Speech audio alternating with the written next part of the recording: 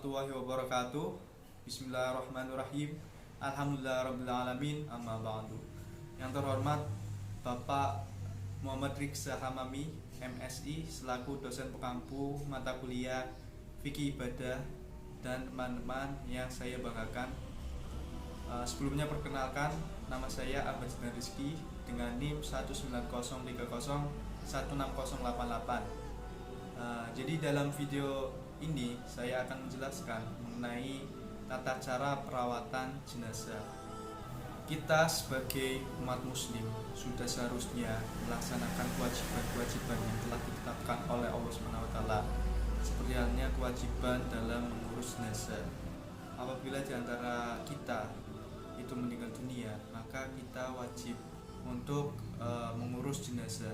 Untuk perawatan jenazah itu sendiri dibagi menjadi 4. Yang pertama, memandikan jenazah. Yang kedua, mengkafani jenazah. Yang ketiga, mensolati jenazah. Dan yang terakhir, menguburkan jenazah. Hal yang perlu diperhatikan sebelum pemandian jenazah yaitu yang pertama, tempat yang tertutup agar orang lain tidak dapat melihat saat prosesi pemandian jenazah berlangsung. Yang kedua, air yang bersih untuk memandikan jenazah. Yang ketiga, sabun atau air kapur barus. Yang keempat, sarung tangan. Yang kelima, handuk atau kain basahan. Yang keenam, potongan kain. Dan yang ketujuh, sedikit kapas. Sebelumnya niat memandikan jenazah yang pertama untuk laki-laki yaitu nawaitul husla adaan an hadzal mayyiti lillahi ta'ala. Sedangkan untuk perempuan yaitu nawaitul husla an hadzihil mayyitati lillahi ta'ala. Kemudian selanjutnya proses pemandian jenazah. Yang pertama, angkat kepala agar lebih tinggi dari anggota badan dan juga kaki jenazah. Yang kedua, orang yang memandikan jenazah hendaknya memakai sarung tangan. Yang ketiga, setelah itu bersihkan dengan menggosok lembut giginya, lubang hidung, lubang telinga, celah ketiaknya, celah jari tangan dan kakinya, serta rambutnya. Yang keempat, bersihkan kotoran jenazah, baik yang keluar dari depan maupun dari belakang terlebih dahulu. Caranya dengan menekan perutnya perlahan-lahan supaya kotorannya keluar. Yang kelima, siram atau basuh seluruh tubuh jenazah dengan air sabun. Yang keenam, siram atau basuh dari ujung kepala hingga ujung kaki dengan air bersih. Dahulukan sebelah kanan terlebih dahulu, kemudian sebelah kiri, masing-masing 3 kali. Yang ketujuh, memiringkan jenazah ke kiri, basuh bagian lambung kanan ke belakang. Yang kedelapan, memiringkan jenazah ke kanan, basuh bagian lambung kiri ke belakang. Yang kesembilan, bilas lagi dengan air bersih dari ujung kepala hingga ujung kaki. Yang ke-10, siram dengan air kapur barus. Yang ke-11, jenazah kemudian diwudukan layaknya orang berwudu sebelum sholat. Yang ke-12, pastikan memperlakukan jenazah dengan lembut saat membalik dan menggosok anggota tubuhnya. Yang ke-13, keringkan tubuh jenazah dengan handuk agar tidak membasuhi kain kafan. Yang ke-14, setelah dimandikan hendaknya memberikan wangi-wangian tanpa alkohol, biasanya menggunakan air kapur barus. Kemudian selanjutnya proses mengkafani jenazah. Kain kafan yang diperlukan untuk laki-laki sejumlah 3 lapis. Untuk perempuan 5 lapis terdiri dari sarung, komis, himar, dan 2 helai kain. Untuk ketentuan kain kafan, itu yang pertama menggunakan kain bersih dan baik serta menutupi seluruh tubuh. 2, menggunakan kain yang berwarna putih. Ketiga, hendaknya kain kafan yang terbaik diletakkan paling atas. Hal-hal yang perlu disiapkan, yang pertama, tali. Yang kedua, kain kafan pembungkus seluruh tubuh. Yang ketiga, baju kurung. Yang keempat, sarung atau sewek. Yang kelima, sorban atau kerudung. Untuk langkah-langkahnya, yang pertama, setelah kain kafan diletakkan di tempatnya, letakkan mayit yang telah selesai dimandikan dengan posisi telentang di atasnya dalam keadaan tangan disedekapkan. Yang kedua, letakkan kapas yang telah diberi wewangian pada anggota tubuh yang berlubang seperti mata, lubang hidung, lubang telinga, mulut, dan juga dubur. Demikian juga pada anggota sujud meliputi jidat, hidung, kedua siku, telapak tangan, dan jari-jari telapak kaki. Yang ketiga, mengikat pantat dengan kain sehelai.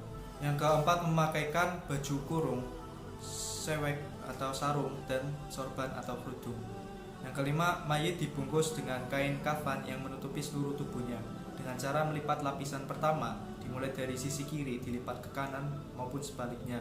Begitu pula untuk lapisan kedua dan ketiga.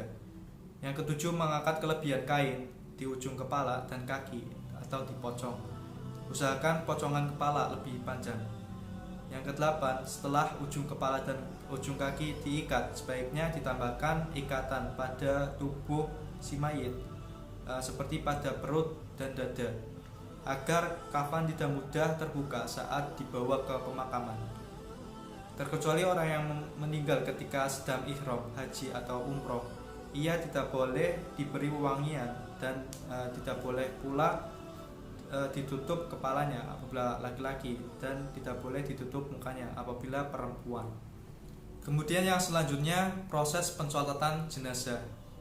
Dalam pandangan mazhab Syafi'iyah dan Hanabila mengatakan bahwa sholat jenazah terdiri dari 7 rukun, yaitu diantaranya yang pertama niat.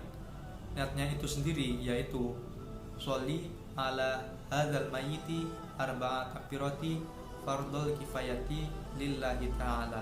Itu untuk jenazah laki-laki. Kemudian untuk jenazah perempuan, usolli ala hadzihil mayyitati arba'a takbirati fardul kifayati lillahi ta'ala. Kemudian yang kedua, berdiri bila mampu. Kemudian rukun yang ketiga, takbir sebanyak 4 kali. Kemudian rukun yang keempat, membaca surat Al-Fatihah setelah takbir yang pertama. Kemudian rukun yang kelima, membaca sholawat kepada Nabi setelah rakaat kedua, yaitu bisa Allahumma sholli ala sayyidina Muhammad, atau bisa saja sholawat versi penuhnya pada Nabi seperti pada tahiyat dalam sholat. Allahumma sholli ala sayyidina Muhammad wa ala ali sayyidina Muhammad kama shollaita ala sayyidina Ibrahim wa ala ali sayyidina Ibrahim kama shollaita ala sayyidina Muhammad wa ala ali sayyidina Muhammad kama barakta ala sayyidina Ibrahim wa ala ali sayyidina Ibrahim fil alamin innaka Hamidum Majid. Kemudian yang selanjutnya, yang rukun ke-6, doa untuk jenazah setelah takbir ketiga, yaitu Allahumma firlahu warhamhu wa'afi wa'fu anhu wa akrim nuzulahu wa wasi madkhalhu wa silhu bima'u wa thalji wa barod. Itu untuk yang hanya hafal sebagian. Untuk mayat perempuan, hunya diganti menjadi ha. Setelah takbir keempat, sunnah membaca Allahumma la tahrimna ajrahu wa la taftinna ba'dahu wa firlana walahu. Itu untuk mayat laki-laki. Untuk mayat perempuan, hunya diganti menjadi ha. Kemudian yang terakhir, rukun yang ketujuh, yaitu salam penuh. Assalamualaikum warahmatullahi wabarakatuh. Selanjutnya yang kedua, bentuk liang kubur. Sebaiknya menggunakan liang lahat, yaitu membuat galian sisi barat untuk cukup membaringkan jenazah. Kemudian yang ketiga, cara meletakkan jenazah ke kubur. Yang pertama, keranda diletakkan di arah kaki lubang kubur. Yang kedua, jenazah dimasukkan ke dalam kubur dengan hati-hati. Sebelumnya telah siap beberapa orang yang masuk ke dalam lubang kubur untuk menerima jenazah. Bagi perempuan, maka yang menerimanya yang mahramnya. Kemudian yang ketiga, ketika memasukkan jenazah, sunnah membaca doa Bismillah ya ala millati Rasulillah. Kemudian yang keempat, jenazah diletakkan pada tempat yang telah disiapkan dan dihadapkan ke arah kiblat. Kemudian yang kelima, ikatan kain kafan bagian kepala dibuka, lalu wajah dan pipi jenazah ditempelkan ke tanah. Yang keenam, tubuh jenazah sunnah diberi penopang atau dalam bahasa Jawa gelu, terbuat dari tanah yang dikumpalkan eh, biasanya terdiri dari 7 buah untuk menjaga jenazah agar tidak berubah posisi, telungkup atau terlentang. Kemudian yang ke-8, jenazah dibacakan azan dan iqamah. Kemudian yang ke-9, sebelum ditimbuni tanah, tubuh jenazah wajib ditutupi dengan papan kayu yang rapat agar tanah tidak langsung mengenai jenazah. Bagi jenazah perempuan, hendaknya dikenakan kain atau sebagainya di atas kuburnya. Selanjutnya dilanjutkan ditimbuni dengan tanah. Kemudian yang ke-9, disunahkan bagi pengiring jenazah memasukkan 3 genggaman tanah ke liang kubur setelah jenazah diletakkan di dalam kubur. Kemudian yang ke-10, tanah ditinggikan kira-kira sejengkal.